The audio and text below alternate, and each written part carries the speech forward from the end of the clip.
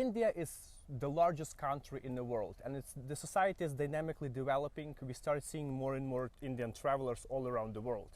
And now I'm happy to meet in Ukraine Vishnu. Vishnu, hello. Hello. You're a nice young man, привет, and you're actively traveling. You're actually starting to see the world, and I think you represent a new wave of Indian travelers out there. So I feel grateful. we are very happy to see you in NomadMania. And before we start, in NomadMania we always tell the phrase like, at least I tell this: show me your map, and I will tell who are you. Okay. So tell us like, how many countries did you visit? Which countries are those, and so on? I think I've been to like around 35 countries, and I've traveled more in Africa, in Middle East, in Asia. Yeah, that's the main region I've been to. I've traveled less in South America and less in Europe. So that is the kind of region I've been to. Should I count the countries? But yeah, like, so from what I've seen on your map, you kind of visited difficult countries, or the countries that travelers don't usually start their exploration of the world with. So what are those places? So I've been to a lot of crazy countries. Like in Africa, you can say I've been to South Sudan, like one of my most difficult countries to travel. I think I've been to Somalia. I've been to Sudan, which is back then when I went there, it was nice, but now the problem has arisen. And I've been to Afghanistan. Yeah. So you basically started from the other side, because usually people visit, let's say, European countries, like easy, and then you did it straight away, like serious stuff. Why? What's motivating I think for me, I'm not much into counting countries. I'm more about experiencing the culture and the places. I really don't want to even visit every country in the world, but probably I want to visit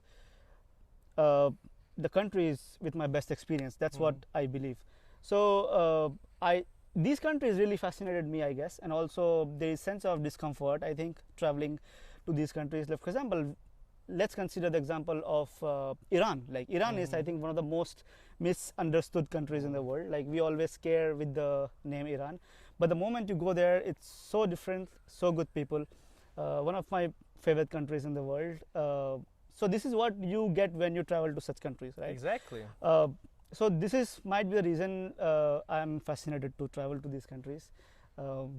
What's usually important for you in your travel? You told that I travel for experiences. So which experiences are you chasing when you travel? So I'm more focused on people. I'm more focused on traveling as locally as possible. So I don't prefer staying in hotel much. I try to couch surf or, stay with the locals as much as possible. So when I was in Sudan, I went to some crazy weddings, and that all happened because I was staying with some local guys. Okay. So that's what I love. I'm more sort of a slow traveler than covering all the different places. All right. So how did you start traveling? Like, you're now only 24 years old, which is pretty young age for a traveler, especially from India. Like, how did you develop this one? Of course. So I started traveling in India. Like, India is a super big country. So I think when I was 19, I started traveling, like just proper backpacking, hitchhiking, like traveling as less as possible.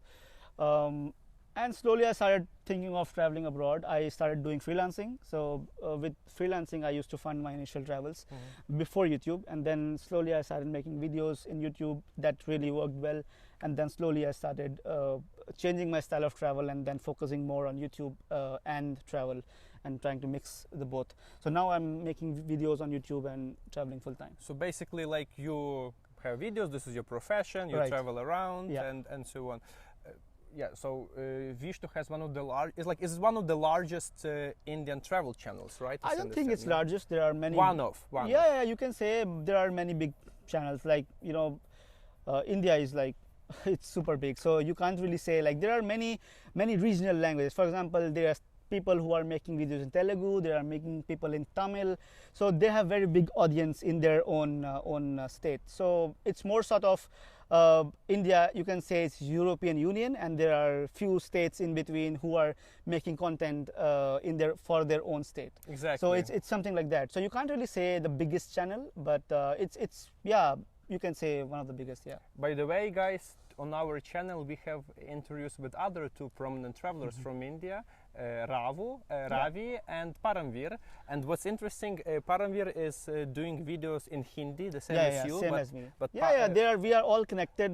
We are very good friends. You are from the same mafia part, yeah? Yeah, so we are all in touch. Like the thing is, the best part is Indian travel community is really new, especially the international travel community, and we really support each other whenever it's possible.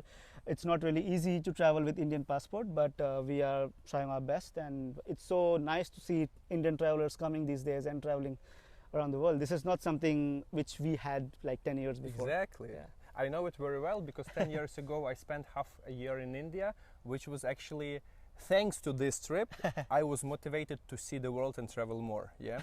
And in NomadMania we try to be inclusive and we try to encourage people from developing countries to travel. You know, because so far until now, if you take a look at the average traveler, this is basically 90% people from Western Europe or North America, right? Yeah. But we try to go deeper, and for that reason in NomadMania we even have a special list which is called Low Passport Index list. So basically we praise people with a weaker passports to travel, and we make a special list only for them, so this could encourage them to travel, right? That's how the way we go. Yeah, of course, like if there are more travelers coming, maybe we might get higher in the passport index. Like I think this year we got up 5 numbers, so maybe because of the travelers and because you are ambassadors of your country, you know you continue to spread your culture, and you know, person like you really gives a good impression on India. You know, like this is something very important for everyone to understand. Whenever guys we travel, always remember that according to your behavior, people will treat others. Of course. Like I always say, like when you are from, like if I am from India, I am representing India when I am traveling abroad. If I do something bad with you, you probably would judge the whole India with my experience, right? Same with if something happens to me, like, you know, that usually shouldn't be happen, but that's how we usually tend to do it, right? So it's always you should always be, you know, aware while traveling abroad. Probably you are the ambassadors of your country when you're traveling abroad, especially. I believe you are also an inspiration for many people in your network. I think so, yeah. Especially looking on all the comments and the follower base and so on. So you know, and we are in NomadMania, we very often receive messages from people who tell, hello sir, I don't know how to travel, I don't have money, and so on. Yeah. So which recommendations would you give to most, like usually young guys who want to see the world but who don't have probably enough financial means, but who should have a desire for this? Yeah, like I think NomadMania is the example already, you know, because the travelers I have seen in NomadMania, NomadMania, I think those travelers are not somebody who had like, they were super rich or something like that. Like I had said, my friend from Germany, the Sasha Grabo, he used to travel like so budget, like he used to spend like $5 a day. Oh, okay. And he was traveling like all around the world. He was traveling in Africa. So I don't think money is the problem. I think the problem is they don't want to get out of the house. You know, they are in their comfort zone. And if they complain, then you can just complain all the time. But if you really want to travel, I think you can travel. And I don't think money is the problem. Yeah, money is the requirement, but you don't have to have a lot, you know. Yeah. I think I started traveling with a budget of maybe $15-20 per day in my early days. Yeah, that is I think very normal. But Sasha is something extreme. Okay. So even you can do, and he is one of the biggest travelers out there in general, right? Yeah, and he traveled in the time when there was no internet. Yeah. Like he traveled in 1980s. Wow. I cannot imagine traveling now without Google Maps, you know. Exactly. So these are the examples you already have in the website. So I think those are the bigger inspiration, which I think people should take. Absolutely. So like we are actually now in Ukraine, you know, in the place that most travelers don't even think of coming, but we already spent here a couple of like 2 days. Yeah. Like, what's your first impressions over here? I'm loving my time in Ukraine. This is not what I have expected before coming to Ukraine, the kind of experience I'm having. Guys, I'm telling you, Ukraine is very safe right now, especially Lviv. You can pretty much travel independently here. All the hostels, hotels are working perfectly fine. Your debit card, ATMs are working fine. And when you have somebody like Orest, your trip would get even more better, I'm sure.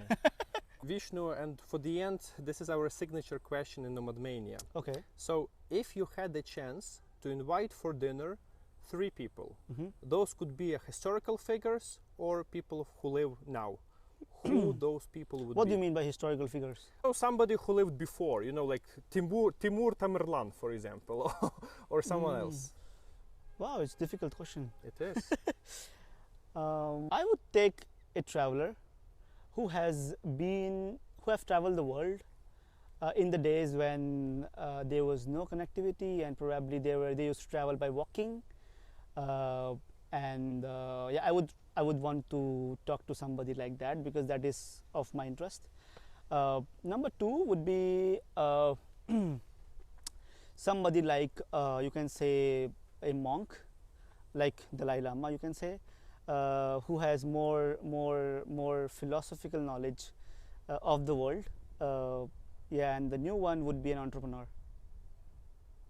Like Marco Polo, somebody who was building international trade routes. Yeah. Okay, well, good luck. Good luck. Thank you. Thank you.